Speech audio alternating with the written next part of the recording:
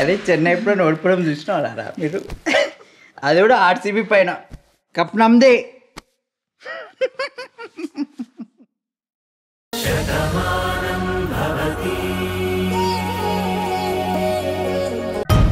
అది కూడా నువ్వు కాదు అన్నావు. ఇది నువ్వు కావాలని చేసింది కాదా? ఏంటండి ఇది?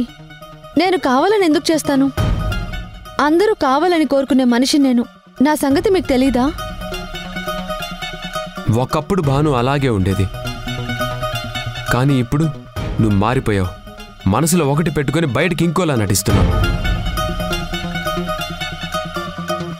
అదంతా మీ భ్రమ అండి. భ్రమకి వాస్తవానికి తేడా ఏంటో తెలుసుకోలేనంత అమాయకుండైతే కాదు భాను నేను.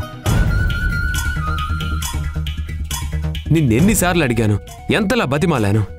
నీకేమన్నా ఇబ్బంది ఉంటే నాకు చెప్పు భాను, నేను తీరుస్తానని చెప్పాను. ఏమీ లేదు అంటావు, అంతా బాగుంది అంటావు, కానీ నీ ప్రవర్తనలో మాత్రం తేడా ఉంది. అమ్మ అన్నట్టు నిజంగానే మా మీద పగ సాధిస్తున్నావా?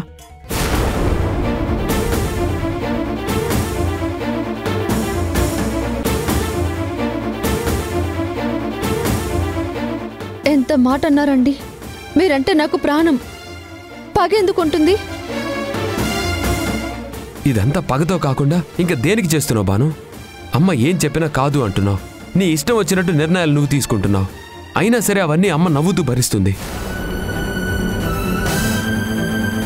ఒకప్పుడు నిన్ను బాధ పెట్టావనే కదా, ఆ బాధలో నువ్వు ఇలా చేస్తున్నావులే అని అన్నీ సర్దుకుపోతుంది. ఏం జరిగినా మనిద్దరం సంతోషంగా ఉన్నామని అమ్మ ఊహించుకుంటుంది. కానీ మనం నలుగురిలోనూ కలిసి ఉంటున్నాం, 4 గోడల మధ్య విడివిడిగా ఉంటున్నాం. అవన్నీ అమ్మకి తెలియదు కదా.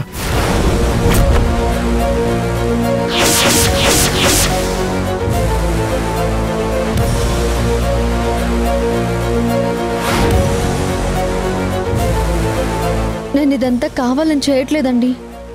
కొన్ని పరిస్థితులు. ఏంటా పరిస్థితులు? చెప్పు భాను. మనిద్దరం ఒక్కటవ్వకుండా అడ్డుపడుతున్న ఆ పరిస్థితులు ఏంటి? భార్యాభర్తలు జీవితాన్ని పంచుకోకుండా అడ్డుపడుతున్న ఆ పరిస్థితులు ఏంటి? వారసుడు కావాలని అమ్మ కలలు కంటుంది. అమ్మ అభిప్రాయాన్ని పదే పదే మనకి చెప్తూ ఉంది.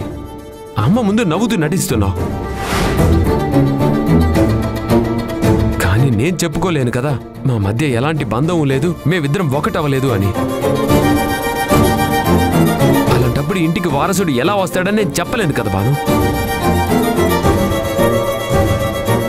అప్పటికి వాళ్ళకు అనుమానం వచ్చి నన్ను అడిగారు. ఆ రోజు అదేం లేదని నేనే చెప్పాను. ఎందుకంటే నీ మనసు మారుతుందేమో అని ప్రతి క్షణం ఎదురు చూస్తున్నాను. ఈ ఇంట్లో అందరూ నీ గురించి ఆలోచిస్తున్నారు. అందరి మధ్య ఇబ్బంది పడుతున్నావు, నిన్ను బయటికి తీసుకెళ్లమని బామ్మ ఆ రోజు నాకు చెప్పింది. ఆ రోజు నువ్వు రాలేదు. సరే మనిద్దరం దూరంగా ఒక 10 రోజులు ట్రిప్కి వెళ్తే దగ్గర అవుతామేమో నేను అడిగాను. దానికి కూడా నువ్వు ఒప్పుకోలేదు. నువ్వు నా ఆనందానికి అడ్డుపడుతున్నావు, ఈ ఇంట్లో ఉన్న సంతోషానికి అడ్డుపడుతున్నావు. ఇప్పుడు మావయ్యని ఇంట్లో నుంచి వెళ్ళిపోమని చెప్తున్నావు. ఏంటిదంతా అంటే కారణం ఉందంటావు. కానీ ఆ కారణం ఏంటో నాకు చెప్పడం లేదు. ఇదంతా నువ్వు కావాలనే చేస్తున్నావు.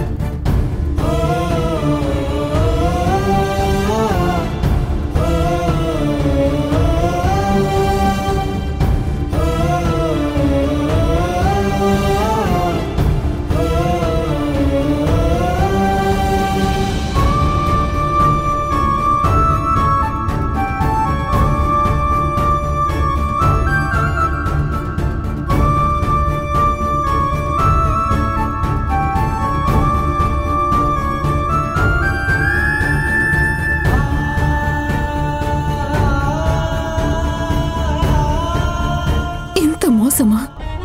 నన్నెంత మోసం చేస్తుందా? నా ముందు ఏమీ తెలియనట్టు ఇంతలా నటిస్తుందా? తన మనసులో ఇంత పగ పెంచుకుందా? ఇప్పుడు నేనేం చేయాలి?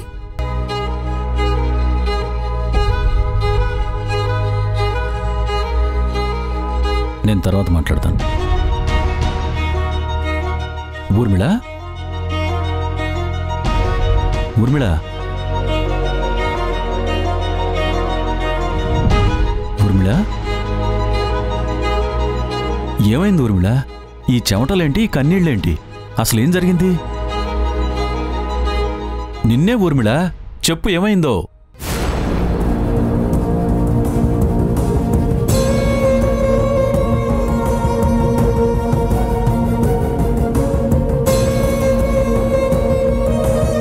ఏమైంది ఊర్మిళ? ఎందుకిలా అయిపోతున్నావు? మన కళ్ళ ముందే కనికట్టు జరిగిందండి. మనల్ని తోలు బొమ్మల్ని చేసి ఆడుకున్నారు. ఎవరు? చెప్తాను, అన్నిటికీ ఒకేసారి సమాధానం చెప్తాను. చెప్పు ఊర్మిళ. అన్నయ్యని రానివ్వండి, అన్నయ్య ముందే మాట్లాడతాను. అన్నయ్య వచ్చాక ఈరోజు అన్ని విషయాలు తేలుస్తాను. ఏంటి ఊర్మిళ, ఇందాకటి వరకు బాగానే ఉన్నావు కదా, ఇప్పుడెందుకు ఇలా మాట్లాడుతున్నావు? చెప్పారు కదండి, అన్నయ్య వచ్చాక మాట్లాడతాను అని, అన్నయ్య వచ్చాక చెప్తానని. అర్థం చేసుకోండి.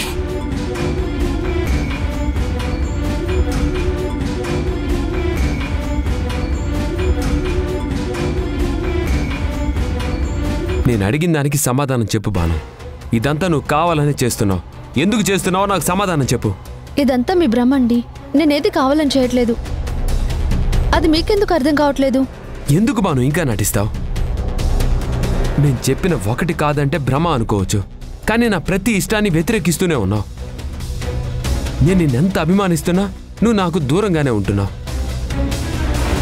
చివరికి నిన్ను దగ్గర చేసుకోవడానికి టూర్కి ప్లాన్ చేసినా రానని ముఖం మీద కసిరినట్టు చెప్తున్నావు. బామ్మ మాటకి విలువివ్వలేదు, అమ్మ మాటకి గౌరవం లేదు. ఇంకా నా సంగతి సరే సరే. ఇవన్నీ నువ్వు కావాలని చేస్తున్నావా, అనుకోకుండా జరిగాయా? మళ్ళీ ఏమైనా అంటే మనసులో బాధ ఉంది అంటావు. ఏంటి అంటే సమాధానం చెప్పవు. నీ ఇష్టం వచ్చినట్టు నువ్వు చేసుకోబాను.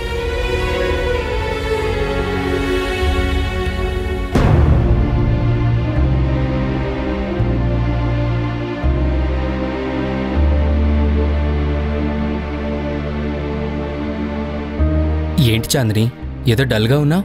ఏం ఆలోచిస్తున్నావు? పార్థు, మా రాము అన్నయ్య ఫోటో ఒకటి పెద్ద సైజ్ చేయించు, మన బెడ్రూమ్లో పెట్టుకుందాం. రాము ఫోటోనా? ఇప్పుడెందుకు చాందిని? అదేంటి పార్థు అలా అంటున్నావు? రాముని చంపిన శివ ఫోటో పెట్టమంటే ఎందుకు అని అడగాలి, కానీ వాళ్ళ అన్నయ్య ఫోటో పెట్టమంటే ఎందుకని అడుగుతున్నావేంటి? తన కడుపులో పెరుగుతుంది శివ చంపిన రాము అని వాళ్ళ నాన్న చెప్పారు కదా. నీలిమా, ఎందుకు పార్థు నీలిమ మీద అరుస్తున్నావు? నీలిమ కరెక్ట్గానే చెప్పింది కదా, మా రాము అన్నయ్య అంటే నాకు చాలా ఇష్టం. తనని మాకు దూరం చేసి ఆ శివ చాలా పెద్ద తప్పు చేశాడు. భాను మీద మా అందరికీ ఉన్న అభిమానం వల్ల ఏం అనలేకపోతున్నాం. అంతా రాము అన్నయ్యని మర్చిపోయామని కాదు, శివని క్షమించామని కాదు. చాందిని, డాక్టర్ నిన్ను చాలా ప్రశాంతంగా ఉండమన్నారు.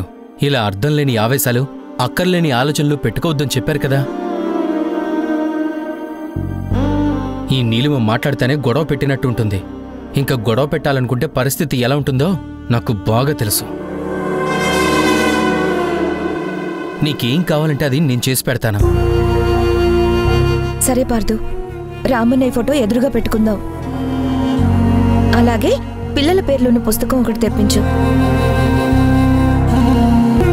ఏం పేరు పెడదామో డిసైడ్ చేసుకుందాం. అన్నయ్య రూపంతో పెరిగే కొడుక్కి అంతకన్నా అందమైన పేరు పెట్టాలి. ఇప్పుడు ట్రెండ్ మారిపోయింది చాందిని. పాతకాలంలాగా నెలలు నిండే వరకు ఉండటం లేదు. ప్రతి నెల ఒక ఈవెంట్లా చేస్తున్నారు. హెల్తీగా ఉండటానికి మంచి అట్మాస్ఫియర్ని క్రియేట్ చేస్తున్నారు. నీ నెలలు నిండి నీకు డెలివరీ అయ్యేంత వరకు నేను అలాంటి ప్లాన్స్ చేస్తూ ఉంటాను. అప్పుడే నీ కడుపులో పెరుగుతున్న మీ అన్నయ్య హెల్తీగా పెరుగుతాడు. తనకి గ్రాండ్గా వెల్కమ్ చెప్దాం. సరే, అలాగే చేద్దాం. నువ్వు ఓకే అన్నావు కదా? ఇంకా ప్రతిదీ ఎలా ప్లాన్ చేస్తానో నువ్వే చూస్తూ ఉండు. ఇక చాలు నీలిమా. నీ ప్లాన్ ఎంత అభ్యంతరకరంగా ఉంటాయో నాకు బాగా తెలుసు. పార్థు, నువ్వు ఆగు చాంద్రి. చూడు నీలిమా, నా భార్యని హ్యాపీగా ఎలా ఉంచాలో నాకు బాగా తెలుసు. నీలాగా తనని గుర్తు చేసి బాధ పెట్టడం నాకు తెలీదు. తనని కంటికి రెప్పలా కాపాడుకోమని డాక్టర్ నాకు చెప్పారు. ఆ పని నేను చేస్తాను. మా మధ్య గొడవలు పెట్టే పని నువ్వు చేయకు. ఇక్కడి నుంచి వెళ్ళు. అది కాదు పార్థు. ప్లీజ్.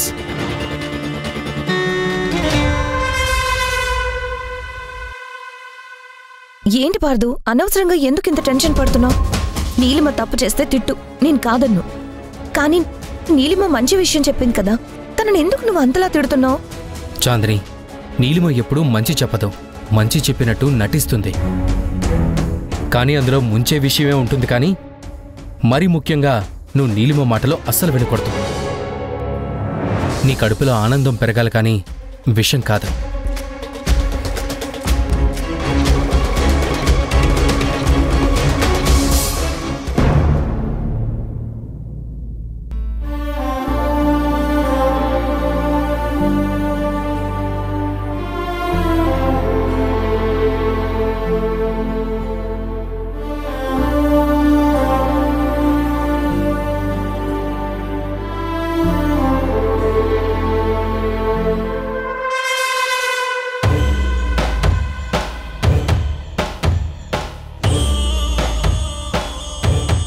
కార్తీక్ చిరాగ్గా ఉన్నాడంటే భానుతో గొడవ ఉంటుంది.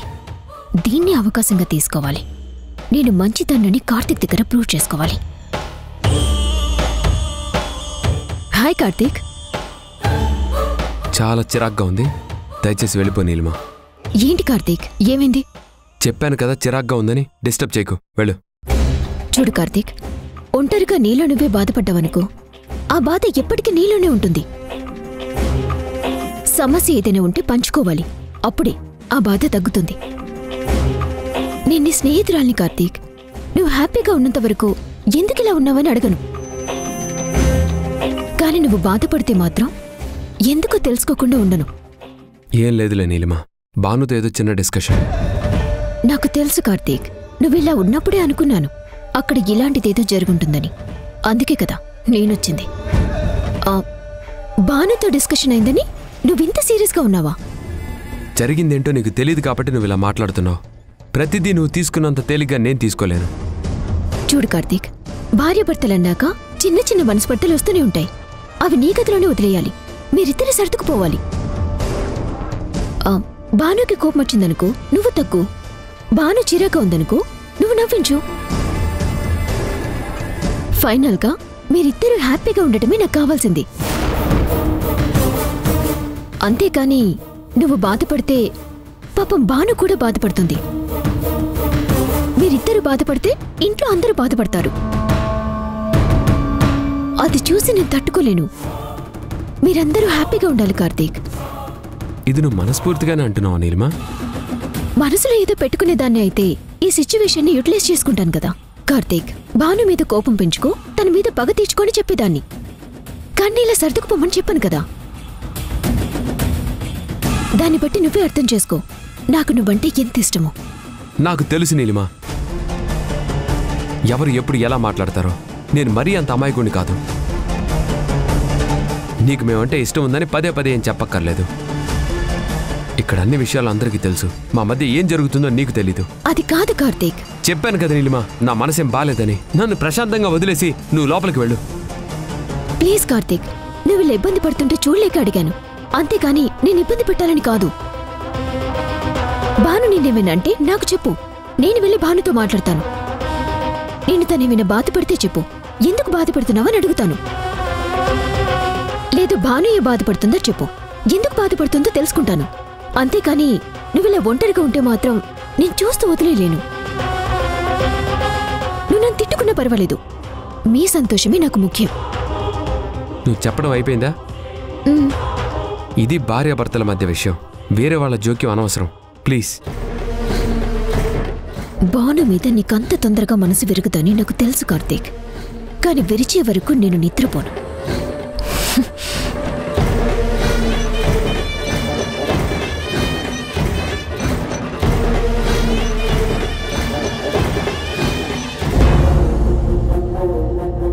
ఏం మమ్మీ, భోజనానికి రమ్మంటే రానన్నావంట?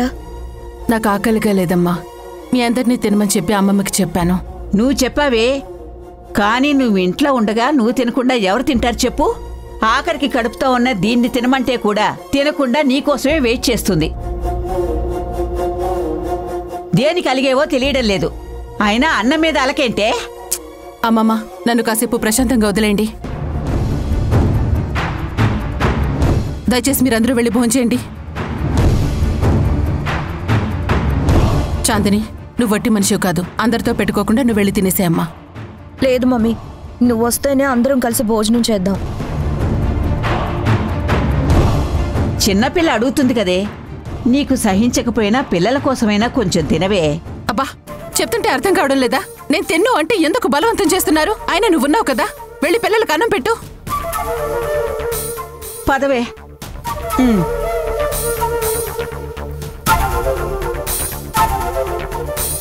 ఏమైందమ్మా? మీ మమ్మీ ఎందుకు అలా అరుస్తుంది? తెలియట్లేదు డాడీ, ఎందుకో కోపంగా ఉంది. భోజనం చేద్దాం రా అన్నా రాను అంటుంది. అడిగితే బామ్మ మీద నా మీద సీరియస్ అవుతుంది. అత్తే భోంచేయనంటున్నారా?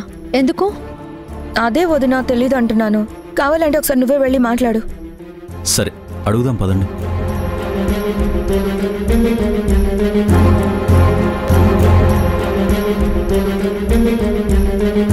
ఏంటండి, అమ్మమ్మ రాయబారం అయిపోయిందా? ఇప్పుడు మీరు రాయబారం చేయడానికి వచ్చారా? అది కాదు ఊర్మిళ, ఎందుకు అలా ఉన్నావు? ఎందుకు ఇలా ప్రవర్తిస్తున్నావు? నువ్వు వచ్చిన తర్వాత భోజనం చేద్దామని అందరూ అన్నారు, అందులో తప్పే ఉంది.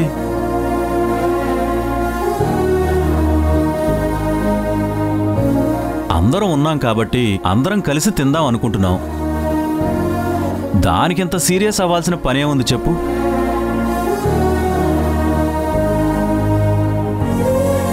అవునత్తయ్య.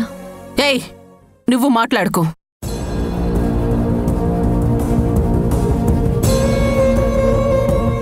ఈరోజు నేను మాట్లాడాల్సింది చాలా ఉంది. మీ నాన్న కోసం కూడా ఎదురు చూస్తున్నాను. అన్నయ్య వస్తే అందరి సమక్షంలోనే నేను మాట్లాడాలి.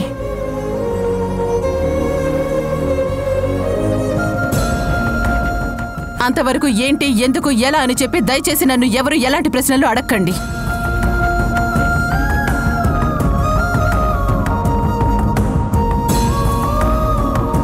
చూడు చాందిని, నాకు నీ మీద కోపం లేదమ్మా, కానీ నా మనసు ఆందోళనగా ఉంది.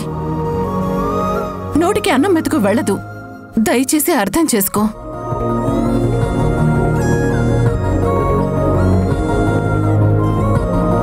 నువ్వు తల్లివి కాబోతున్నావు కాబట్టి ఆకలితో ఉండకూడదు.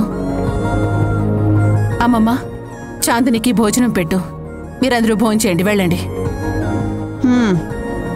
పదవే, దానికి ఎందుకు కోపం వచ్చిందో అర్థం కావడం లేదు. పద, నేను నీకు అన్నం వడ్డిస్తాను.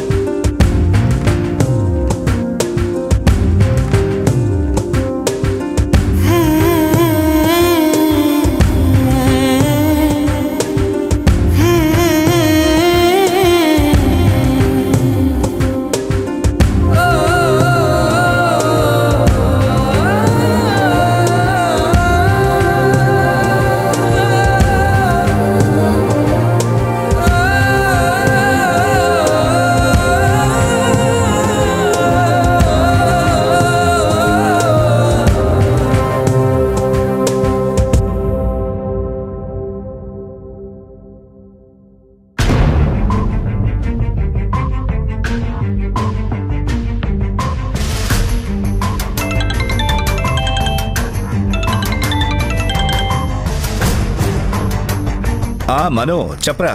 అరే వాసు, నువ్వు వెంటనే ఇంటికి రావాలరా. ఏమైందిరా? తెలీదురా, ఊర్మిళ ఎందుకో చాలా కోపంగా ఉంది. ఏమడిగినా చెప్పడం లేదు. కానీ ఎందుకో బాధపడుతుందిరా. నువ్వు వస్తేనే మాట్లాడతాను అంటుందిరా. అందుకే నువ్వు తొందరగా రారా. అదేంటి, ఇందాక నేను బయలుదేరినప్పుడు కూడా బానే ఉందిగా, ఇంతలోనే ఏమైంది? తెలీదురా.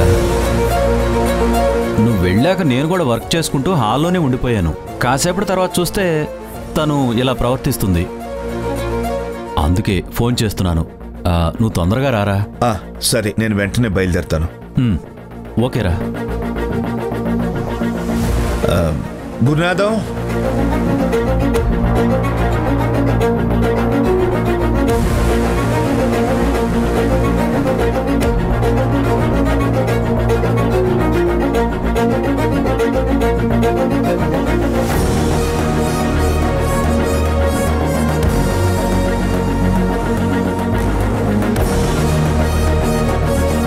భానుతో సుఖంగానే ఉన్నావా?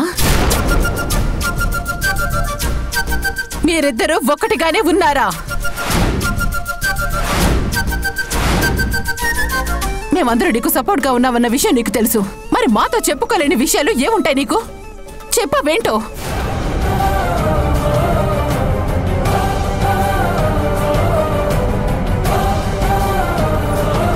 జనరల్గా నేను అనుకుంటా కదరా, అంటే మైండ్కి ఏమైనా క్రియేటివ్ థాట్స్ వస్తాయి కదా, అవి ఇట్లా అనుకుంటా అట్లా జరిగిపోతారా? అది అలా జరిగిపోతుంది అంతే కాదురా. అది అయ్యేంత వరకు నువ్వు జనాల్ని కాబట్టి జరుగుతుంది.